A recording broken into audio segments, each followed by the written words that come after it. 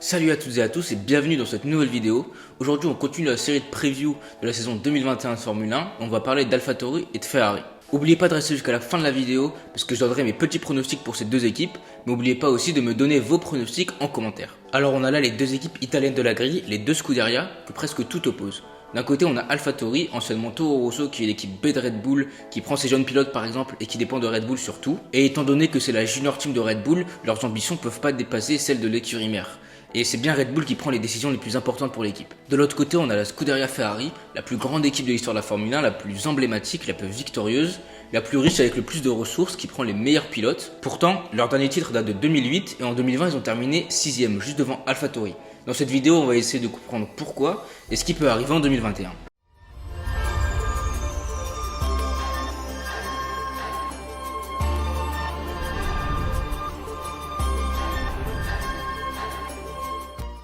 Alors on va commencer par AlphaTauri.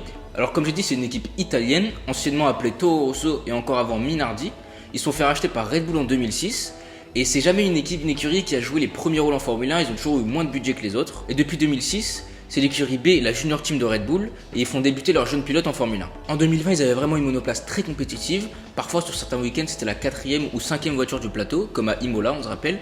Et aussi, ils font toujours des gros coups d'éclat, comme la victoire de Gasly en 2020 à Monza. Et en 2021, ils peuvent espérer saisir des opportunités comme ça, surtout avec un pilote comme Pierre Gasly. Et contrairement à ce qu'on pourrait imaginer pour une junior team, une équipe B, AlphaTauri ne copie pas la voiture Red Bull, alors que franchement ce serait la facilité. On a vu que Racing Point a copié la Mercedes de 2019 et franchement ça a super bien marché. Et pourtant AlphaTauri a vraiment une voiture très différente. Et franchement ça fait plaisir.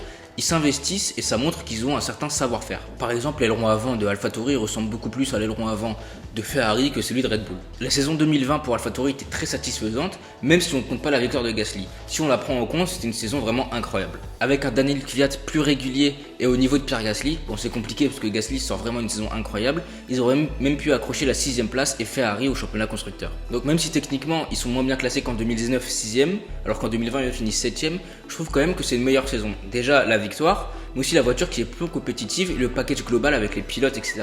qui est juste meilleur, donc vraiment beaucoup plus cohérent. Le line-up de l'équipe pour 2021, c'est Pierre Gasly et Yuki Tsunoda. Donc Gasly sort vraiment d'une saison 2020 incroyable, en plus avec la victoire, mais même sans ça pour moi c'est vraiment top 3, top 4 des meilleurs pilotes de la saison. Il s'installe comme leader de l'écurie et en temps normal il aurait logiquement été promu à Red Bull, mais on connaît l'histoire, il est déjà monté en 2019, ça n'a pas marché. Et en plus Red Bull veut un leader pour l'écurie AlphaTauri. Donc en soi tout le monde est gagnant, sauf le fait que Gasly s'en sort très bien avec AlphaTauri mais il peut pas encore se battre au sommet. Donc vraiment c'est peut-être le seul hic. D'ailleurs par rapport à ça, c'est sûrement sa dernière saison dans le giron Red Bull. Il est très fort chez AlphaTauri mais il peut pas monter chez Red Bull. Il l'a déjà fait en 2019, ça n'a pas marché et Red Bull ne veut plus faire la même chose. Du coup il est un peu bloqué et il devrait logiquement quitter puisqu'il a aucun avenir dans le groupe. Ça va être compliqué de refaire une victoire en 2021, mais en soi c'est plus des concours de circonstances et saisir les bonnes opportunités. Mais je pense qu'il va continuer sur sa lancée de 2020 et être vraiment impressionnant. De l'autre côté du garage, il y a Yuki Tsunoda, donc c'est un rookie qui vient directement de la F2.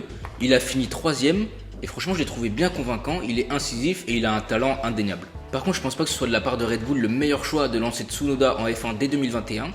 Il aurait pu le laisser une deuxième année en F2 et se battre pour le titre, surtout qu'il a été très rapide dans son ascension, il a fait qu'une saison en F2, une saison en F3, et en plus ça aurait permis à Albon de revenir chez AlphaTauri et de rester en Formule 1. Mais bon en soi tant mieux pour lui, en plus ça fait longtemps qu'il n'y a pas eu un pilote japonais en Formule 1, et c'est peut-être Honda qui a voulu le faire monter si vite, parce qu'avant d'être un protégé de Red Bull, c'est un protégé de Honda, et Honda il quitte bientôt la Formule 1. Je pense qu'en 2021, Gasly va éclater Tsunoda, déjà parce qu'il a plus d'expérience, il est plus à l'aise dans l'équipe, il connaît la Formule 1 déjà. L'objectif de Tsunoda ce sera déjà de ne pas être ridicule, ce serait bien, mais aussi d'apprendre et se rapprocher de Gasly au fur et à mesure de la saison.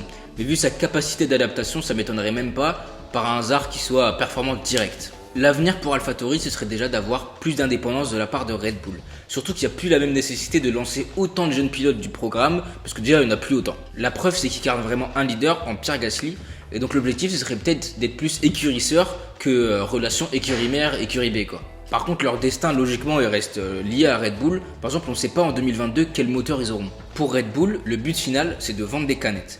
Donc, ce serait bénéfique pour eux d'avoir 2 fois le nom Red Bull dans le haut du classement. Avec la lancée qu'a AlphaTauri, je pense que c'est possible. Et en plus maintenant ça fait aussi la pub de la marque de vêtements de Red Bull, du coup AlphaTauri. Il y aura toujours le plafond de verre fixé par Red Bull, AlphaTauri ne pourront jamais passer au-dessus, mais ça ne les empêche pas d'être juste derrière et avoir un pilote confirmé et un leader comme Pierre Gasly, ça va dans le sens. Donc maintenant on va parler de Ferrari. Ferrari a plus besoin de les présenter, c'est un grand constructeur, motoriste, plus grande équipe d'histoire de la Formule 1, mais depuis une dizaine d'années, ils sont plus vraiment au top. Leur dernier titre pilote date de 2007 et leur dernier titre constructeur de 2008. Mais en soi, ça va quand même, ils ont presque toujours été au top. Toutes les saisons presque ils sont battus pour des podiums de victoire et même quelquefois des championnats, mais sans jamais concrétiser. C'est passé pas loin à l'époque d'Alonso, c'est passé pas loin en 2017-2018 avec Vettel, mais Mercedes était toujours au-dessus.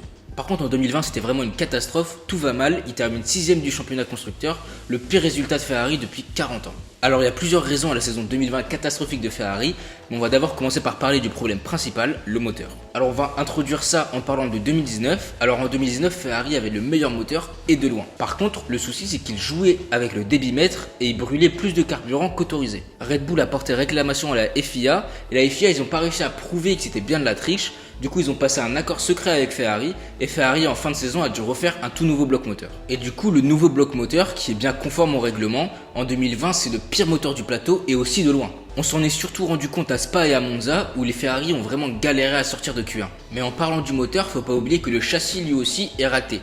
Donc la voiture est instable, mal équilibrée, elle sous-vire en entrée et elle survire en sortie. Donc avec ce combiné, on a une saison 2020 très compliquée.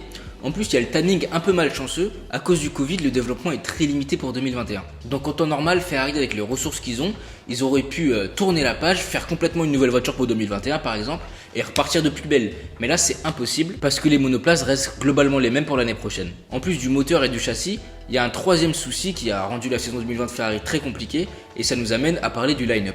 En 2020, le line-up c'était Vettel-Leclerc et Vettel il a été en grande difficulté. La voiture lui convenait pas du tout, elle était pas stable et surtout à l'arrière. Il s'est fait largement battre par Leclerc, Leclerc d'ailleurs qui fait une grosse saison, qui porte vraiment l'équipe et qui devient vraiment le leader à 100% de la Scuderia Ferrari. Vettel quitte Ferrari pour 2021 et c'est Carlos Sainz qui le remplace, qui sort d'une saison plutôt convaincante avec McLaren et qui est surtout très régulier. Il y en a beaucoup qui pensent qu'il pourrait être au niveau de Leclerc, même si on pourrait imaginer son rôle de numéro 2, mais personnellement je pense vraiment que Leclerc va le battre et de loin. Il y a vraiment pour moi une classe d'écart entre Charles Leclerc et Carlos Sainz. Il a été plutôt convaincant avec McLaren, mais dans sa carrière il s'est jamais mesuré à un top pilote comme Leclerc et il a jamais écrasé un de ses coéquipiers. Mais dans tous les cas il devrait quand même faire mieux que Sébastien Vettel en 2020 parce que franchement il était vraiment largué. L'objectif pour 2021 c'est d'oublier la saison humiliante de 2020.